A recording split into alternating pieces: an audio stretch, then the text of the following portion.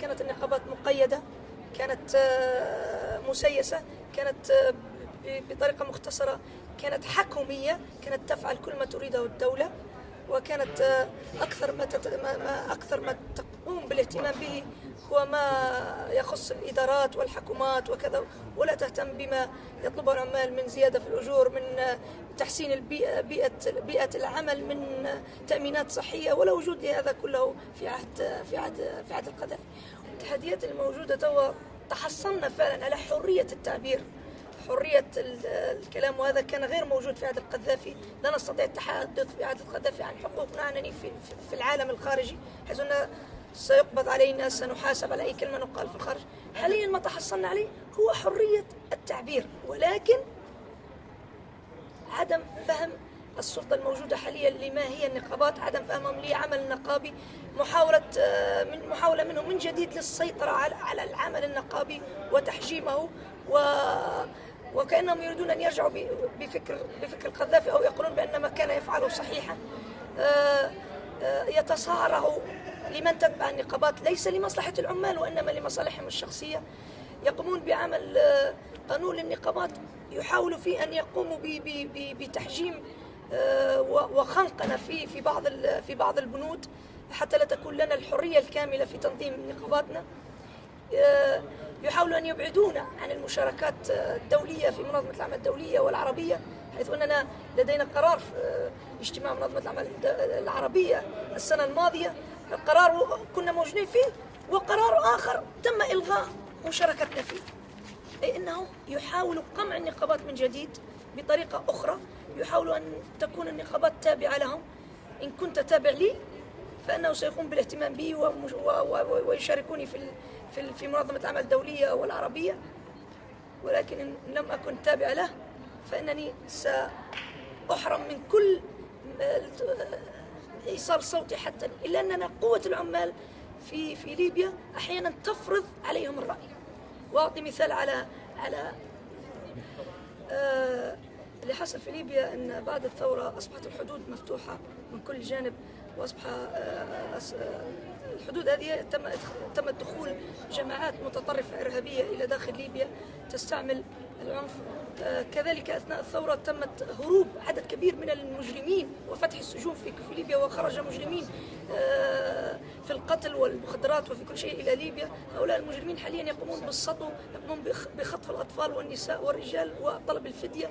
هؤلاء المجرمون يقومون بالقتل إن لم تدفع الفدية. حتى العامل عندما يذهب نهاية الشهر لكي يسحب راتبه ويجد من يتعقبه ليرفع عليه السلاح ويأخذ منه المال الذي أخذه. كذلك الجماعات المتطرفة التي تقوم بالتفجير والاغتيالات كل يوم، كل لحظة، كل ساعة أصبحنا نسمع عن اغتيال وعن تفجير. هذا أصبح يؤثر على عملنا حتى النقابي. كلما نتحدث عن العنف، كلما خرج أحد منا يتحدث عن العنف وعما يحدث في ليبيا، نجده ثاني يوم أو بعد أسبوع قد اغتيل أو بعثت له رسالة تهديد. أصبحت قوة السلاحية التي تتكلم في ليبيا. الإرهاب موجود في دولة ليست بدولة، ولا وجود لسلطة فيها تتحكم بما يحدث وبما داخلها، أو حتى تسيطر على الجيش الذي موجود على الحدود. نحن حاليا قدمنا مبادرة للدولة للمؤتمر، وهو فقط شرعيته، إلا أنه هو الموجود حاليا. قدمنا له مبادرة بأن نقوم بإدارة الحوار، وأن ندخل في لجنة الحوار الذي أقامها منذ أكثر من سنة ولم تفعل شيء هذه اللجنة. وقلت لهم أن نحن ضروري أن ننتقل من الحوار حاليا للتفاوض، أن نجلب جميع أطراف النزاع اللي موجودة في ليبيا، وأن نجلسهم على طاولة مستديرة ويتم التفاوض. أنت ماذا تريد وأنت ماذا تريد وأنت ماذا تريد، وأن نجلب أولياء الدم أيضا لحضور هذا التفاوض، لأنهم أصلا لديهم أن نجلب جميع الأطراف. وقدمنا هذه المبادرة، وإن لم يأخذوا بها سنقوم بإعلانها في التلفاز، ونطلب من كل الناس أن يتم تشكيل هذه اللجنة من الشعب أصلا لإدارة هذه المبادرة وتكون خاص. نحن الفرق بيننا وبين الاتحاد التونسي الشغل هو أن لا يوجد سلاح منتشر في الاتحاد في تونس. لو تونس قامت بإدارة حوار مع الأحزاب، نحن سندير حوار مع الميليشيات، مع إرهابيين، مع ثوار حقيقيين، نريدهم أن يرجعوا من جديد ليقوموا بإدارة الحوار أيضا مع أولياء الدم، مع حكومة جاءتنا من الخارج. ما سنطلب عدم التدخل الأجنبي أيضا. التدخل الأجنبي أصبح مشكلة بالنسبة لنا، مشكلة كبيرة. هو يعيقنا في إدارة شؤوننا الداخلية، سواء كان عربي أو أجنبي. المرأة في ليبيا في بداية الثورة كان لها الدور الأول في خروجها للشارع ولمساندة الثوار وأشياء كثيرة، كان لها دور كبير. لأنه بعد الثورة تغيرت الموازين، أصبح هناك نوع من إجحاف حق للمرأة، أصبح هناك إقصاء للمرأة.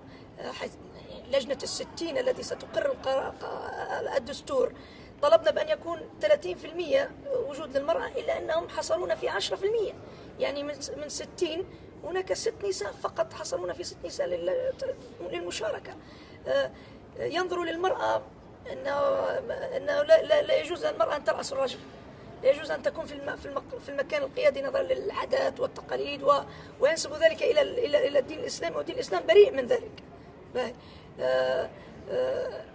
دخول الجماعات الإسلامية المتطرفة ترفض أن تكون المرأة على رأس القيادة أو موجودة ففعلوا نفس ما يفعل القذافي. القذافي كان يقول الأمين المؤتمر رجل ونائب الأمين هي مرأة. حاليا يقومون بذلك، الوزير رجل ونائب والوكيل امرأة، إلا فيما يتعلق بالشؤون الاجتماعية فهي تعطى للمرأة أو لا يعطوها الأماكن المراكز التنفيذية أن تكون للمرأة، رغم أن المرأة أثبتت جدارتها في الثورة وفي أعمال كثيرة بأنها أفضل من الرجل أيضا في كل شيء. المرأة تناضل حاليا بأن تصل إلى حقوقها، تناضل ولم ترضى بما يعطى لها، إلا أننا اللي موجود حاليا هو عدم تكاثف اليد الواحدة مع بعض. هناك تفرق بينهم في ليبيا.